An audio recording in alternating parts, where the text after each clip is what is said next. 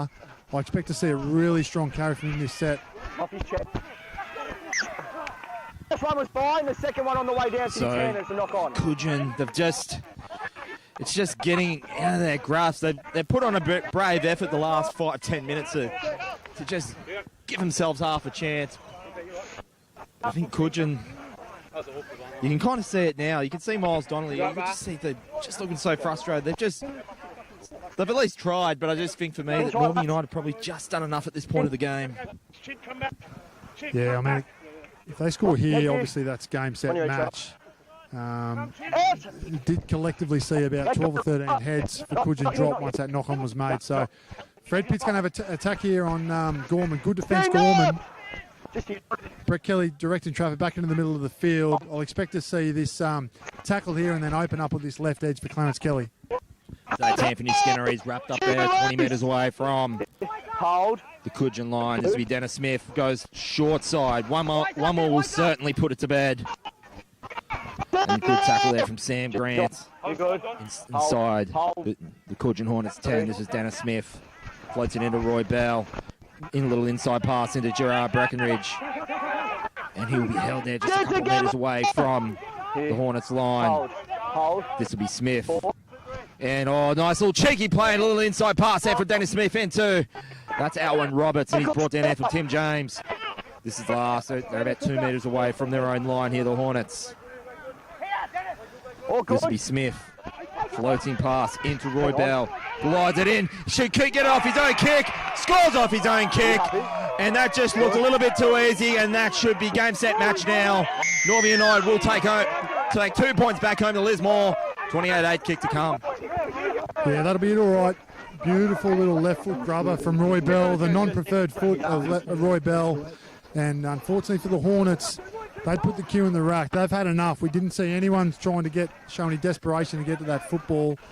The only one who showed the most desperation was Roy Bell, and he got there and planted it down, pushes it out to 28-8. And that'll be game, set, and match here to Northern United. What a great win for United coming up from Lismore today against a Cudgen team that always feature in semi-finals. Would have been expected to win here today, Cudgen, but that wasn't part of Northern United's plan. And when you have a look at United's team, they've got some of the best players in this competition. I did have concerns around their forward pack being able to withstand that of Cudgen's, but as I've mentioned a number of times, Cudgen, too many errors today, as per last week, and well done to United. They're going to register their first win of the season. And Crossy, it'll be an interesting contest now. Like, that next game is away to Ballina, so that will be really the benchmark to see where Northern United really truly stand. If they can get into that top four, if they have a potential candidate. As I mentioned, that loss against Mullum last week, with only about 10, a 10-season competition, they need to at least be competitive against Ballina if they really want to show some true reflection going forward. Yeah, mate, it will be. I mean, we're getting some scores through now of Byron Bay sort of being in front of Mullumbimby fairly comfortably, who beat Northern last week, didn't we? So hard to get a real read at the moment on where this comp sits. It looks like Byron Bay will be quite competitive this year. Ballina, of course, playing Morris Brothers over at Crozier Oval, so we don't know how that game's going. But, yeah, Northern United, they've been impressive here today. As we see a high ball go up here for, let's play on. It's now desperation stakes now for the Cudgen Hornets. Just here. Hold. Go. So there's about 13 minutes and change left, 28-8 for Northern United. Together. Here and hold. And I said this in the game yesterday at Pizzey Park between Burleigh and Southport, Crossy, that in the case of Southport Tigers, that what I guess Cudgen need to do now, and what I was saying about Southport in this case, is just play well for the last 10 minutes, and it might reflect in the next week with a bit more confidence. And I mean, there's nothing much more else they can do, because I think 20 points is going to elude them with about 12 and change left.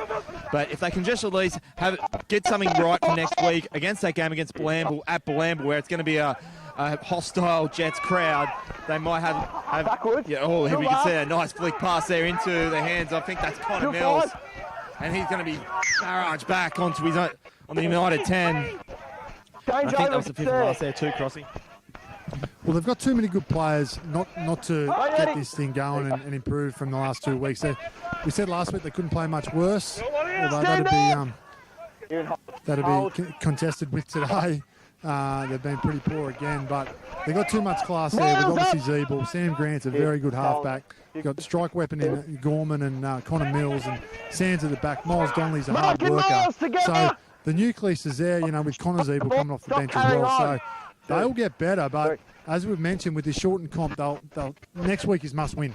Pure and simply have to win next week. Hold. So Dennis Smith on their own 30-metre line. Nice kick there from Roy Bell. Just glides it. Oh, Joel Hare. He had hands for it, but I think that just eluded him. Yeah, the referee's there has called a knock on. So Northern United will have this one back. They'll have it 45 metres away from their own line. Yeah, not much going from there. Doesn't matter, he's lost the ball on the ground. It was sort of kicked out of his hands there and ruled a knock on. So be keen to see here, Nev, if Northern try to go on with it and sort of rack up a couple more tries, or whether they're happy with 28-8 and just put the game to bed and get Bolt and Bell to sort of kick into touch and walk the scrums and just run the clock. Brett Kelly out here on this edge. He's had a big impact on this game here. He's got the bright orange boots on, Bretty, and he fills them in pretty well. Roy Bell to play. 45 metres away. Dennis Smith take it from the back, goes into the hands of Pitt. And he's held there just shy of halfway. Dennis Smith floating pass into Denzel Dangerfield. Straight away, 3! Just shy of halfway. Hold. This is Smith. Passes it into Willie Hammond. And so we're about 10.5 to go. 28-8 Northern United standing fast in attack. Short side goes into Roy Bell. And gets it back into the hands of Smith. Flicks it back into Trevor Bolt. Back into Roy Bell. That combination's worked wonders, both for United and back when they were playing for Casino. And that's Fred Pitt in the corner. He scored one last week and he scored another one this week. And now they're really having a party now. Northern United 32-8. Kick to come. What a try from United. Geez, they're good to watch, aren't they? Clarence Kelly went down the left-hand edge there and stood in the tackle and offloaded. I think it went back to Bell, and it was either Bolt or Bell put a beautiful cross kick in. And Fred Pitt, he chased that like his life depended on it. He's been around a long time, Fred Pitt. He's been a good player for a long time, and much like Clarence Kelly, hasn't lost much speed. And he was first to the ball, and he got over in the corner, pushes it out to 32-8 with a kick to come. And let's hope that's a sign of things to come for the weeks ahead for Northern United. It'd be great to see them go on and have a good year and play semi-finals this year, Nev. Just give you some other scores too, Crossy. So Ballina at 28-16 with 10 minutes to go over Maris Brothers as well. So just trying to affect our co-commentator on that podcast. Was it Michael Shaw? Didn't he just go all guns out? I think he picked Maris Brothers. And did he pick Mullum as well? Doesn't sound... I'm just trying to think. It's not like him to tip against Byron. No, well, I think he said wasn't he best and fairest in the under-14s for Mullumbimby, Shorey, so maybe that's where his allegiance lies. But no doubt he'll confirm that on Wednesday night when we catch up. Well, let's put it this way. He reminds us of that every time we catch up for a beer. So he likes to know he's the under-14s best and fairest, and I guess we'll just have to give him that title, I guess. So as we're approaching the last final 8 minutes here at Nedburn Oval in Cudgen. And it's been all Northern United, to be fair. It's just Cudgen have had glimpses, and I just feel that it could have been a bit more competitive. It looked like the comeback could have been on. As we see, the kick goes up. It's just going to be wiped away. It hasn't really been the connoisseur for goal kicking for either team today, though, but it doesn't really matter in Northern United's case. They've really got on with business. And to keep it to a single digits at this stage in defence, and I think they can still vastly improve in defence as well. I think you can safely say they'll throw their hat in the ring to be contenders for the 2020 title based on this. But, of course, as Mabe mentioned, they'll have a tougher task against the Seagulls with Ballina's first home game in 7 days' time. So we'll see where they stand come round 3. So now this is going to be Willie Hammond brings it up onto the United 20 metres. As we're just about to wind it down for the day here in Cudgen. This is now going to be taken up by Dennis Smith. He'll be brought down there on the second phase. Here, hold. 2. So that's going to be played off into the hands. I think that's, could be wrong, that's Fred Pitt, but that's well taken there from Josh Saliba. So playing up for the back there, that's Brett Kelly. Would love to still get his hat trick. 17 now! And it'll be interesting to see now 4. where Cudgen goes from here. As I said, that's back-to-back losses, and of course, that doesn't leave them much room. As you're right, Cross, as you made mention, they're going to have to get their first points against Blamble if they're going to have any chance to make the top 4.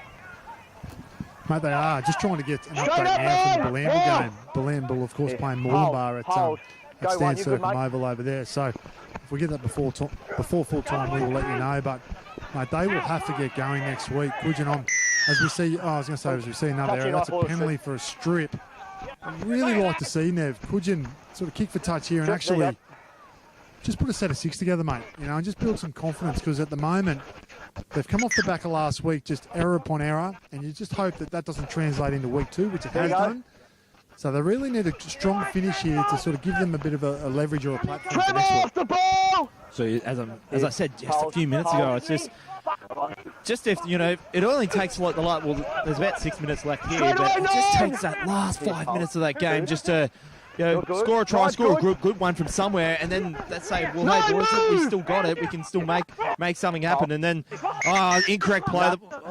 Actually, the referee's given a penalty there. I thought that could have been an incorrect play ball for me. Didn't really put his foot on it, but nevertheless, referee's seen different. So Sam Grant plays it. Big hard hit there. Ooh, I think that's... Is that one of the Zeeble boys that just lost his stride? Yeah, Caleb Zeeble. So floating pass, big long pass into Sam Grant. That's Joel Hare in the corner. Well pass there from Sam Grant. Beats 2 players to get in there. And that's the sort of play that the Hornets need. To, at least they might not get the win today, but that could be something to take it into next week when they play the Blamble Jets. And Joel Hare, he was... And you could just hear that the loyal, faithful supporters on the northern side of the field call. And I'll tell you what, though, his mother's in the crowd there today. She's a good friend as well as workmate of my partner up at Southport. So she'll no doubt be talking about that come tomorrow morning at work. It was a good finish from Hare. It was a beautiful long ball from Sam Grant. That was right in front of us here, Nev. And you could see that's a class of Sam Grant. He didn't pass to the man, he passed to the space, and it was up to Hare to actually get to the footy and find himself in that space and sort of skirt down that left-hand touchline and get over. So what are the Hornets? Sammy Grant looking to convert that try here from 29 metres out, and he's hit the post. Kind of sums up their day, really. So there he is, 32 points to 12. 4 minutes and change left here, but got some other scores too. Tweed Coast are really doing the business on Casino, 32-6 as well. So, and I think for me, that's Crossy. That's I thought it'd be a bit closer, but I just Casino. As I said, it's just I just feel Tweed Coast still have their defensive line, and I just think Casino just trying to. Tweed Coast they still got their solid defensive line, which has showed, and I just think Casino just, as I said in the podcast the other night, they just sort of remind me of what I'm seeing here at the moment. It's just from Cudgen, it's just not trying to fight. Let's put it this way: they're missing Roy Bell. Full stop. Yeah, they are missing Roy, but they front loaded a lot of their energy last week, didn't they? And they played great. It's stripped. But they couldn't get it done at the back end. As we see, Zeeble now have a strong carry and a good ball down this left-hand touchline. Just quickly on the Cougars, I was concerned that a lot of effort went into last week with no reward, and you do often see that in rugby league when you put a huge effort in and you're sort of 2 or 3 minutes away from getting the chocolates, and then you don't. The next week you can be a bit flat, so I'm assuming that's what's happened over there at Tweed Coast, as we see Joey Gordon sent to the sin bin. I've worn too many. Joey wouldn't be not a foreign place for Joey. I'm sure he spent a bit of time there before. Joseph? When you ready? Joey Gordon, he will make an early exit for this game. Crossy, here's the big big hit on Miles Donnelly. Got absolutely blindsided. Leave it. No. And things are starting to kick off in the centre of the field here. Leave it, Corey. And now Northern United, they've got the win. They just don't want to start losing players. They've already It's already going to be a busy night at the judiciary come Tuesday, Wednesday night, whenever that might be. They need to lose ball players. They're going to still need an army to beat Ballina next week. The Crossies, I was just about to make mention before things started really kicking off there. You go back to round 2 last year at this very ground, the score was 32-18 to Northern United over Cudgen, and we're only 6 off a replica scoreline. Now let's see with the referee. We're going to be probably seeing more of a 7 side with the last 2 minutes. Man, I looked to my left just as soon as that hit happened on Miles Donnelly. Number 16. What did you make of that, Nev? Was that anything sort of untoward? Did you get a good view of it? It was a little high, but I probably think it wasn't like with an elbow or nothing. I just think, well, let's see what the referee calls here. There could be some more players bet to head home early. Wrap an arm at all. It's high contact to the head. You go. It's a send-off. No, you go. So it's a straight send-off for Northern United. Just go. I've told you why. And the judiciary night is just going to be even that busy. They'll be pulling overtime, the judiciary board. And I think that's GR Breckenridge that's going to be giving his marching orders. And this could go back the other way. 12 came in, mate, but there wasn't well, really punches. The way Northern are reacting here, they're pretty they're pretty off it, to be fair. So I'm assuming that they don't believe it was a send-off offence. The good thing is our camera is right here, so the judiciary should have some good vision of it during the week, and let's hope the right outcome is achieved. I don't believe that's GR Breckenridge. United, straight away, get off, get off. A minute to go, so Northern United, they've got the win. They don't need to start losing frustration. They've got a big task against Ballina next week, so they don't want to have more people having the week off. They've already had enough weeks off with COVID, so let's just hope for their sake they could just play some clean footy and not get into too much trouble with 35 seconds left. And they're just showing some spirit in defence, though. Kick across, well read off the kick there from Northern United. And I think, well, that being said, it's been knock on, but I don't think we're going to even have time for the scrum. And it's things starting to just cool down just that little bit. Yeah, I don't think anyone will be too keen to back this scrum realistically. Northern certainly won't, and Cudgen don't look either. So that'll be it here this afternoon. 32-12. Well done to Northern United. They very much deserve their victory here this afternoon, and they'll march on to week 3 of this NRRRL competition and register their first win of the season. And that's the hooter, and that is all she wrote here at Netburn Oval here in Cudgen. Northern United have done the business in a big way. Cudgen, they had their moments, but once again, they're just... So what I've got is he hasn't wrapped an arm, and because it's high contact too, so it's still, if he hasn't wrapped an arm, he's going in for it. Just a quick shout out to Stephen Jones watching in Melbourne, one of the Cudgen Hornets supporters. Great to see that the YouTube live stream is sort of alive and working, and got supporters viewing in from Melbourne. We know they're doing it tough down there, and they can't obviously go too far from home. So to Stephen Jones, enjoy, mate. Hope you enjoyed the afternoon.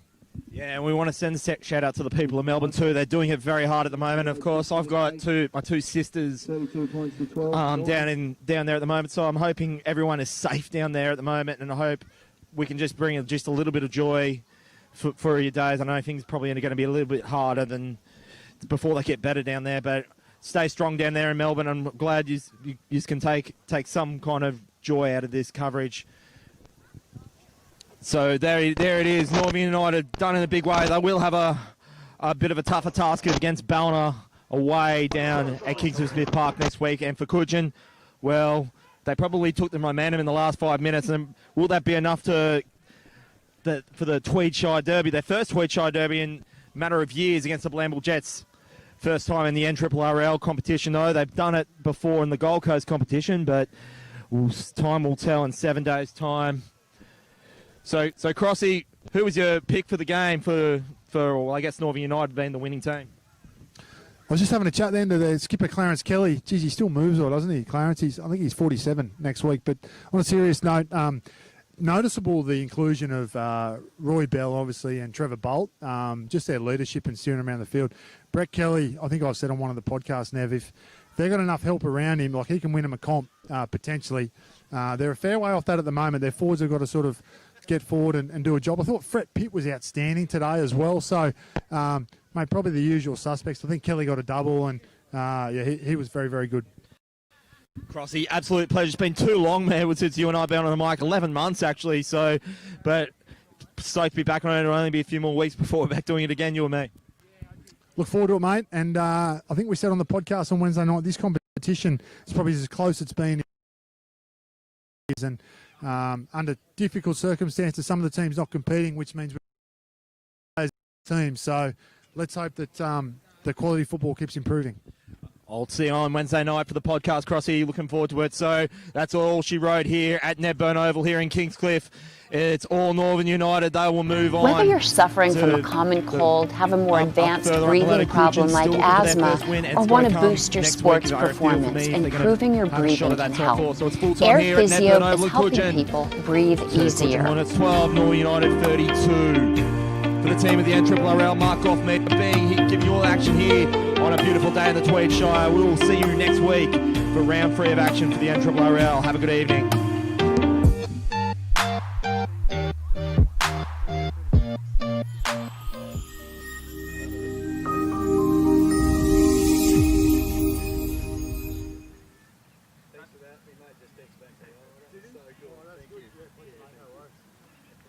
I was going to say,